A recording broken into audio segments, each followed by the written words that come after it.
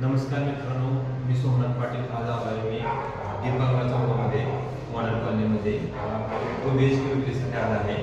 पाहू शकता तुम्ही 7.5 कार्पेट आहे.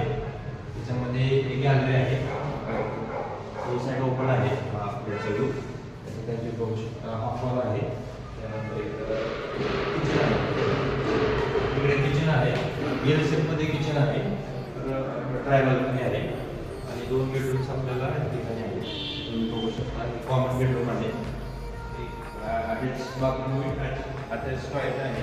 त्यानंतर बेडरूम आहे, इथे तुम्ही कपाट वगैरे करू शकता.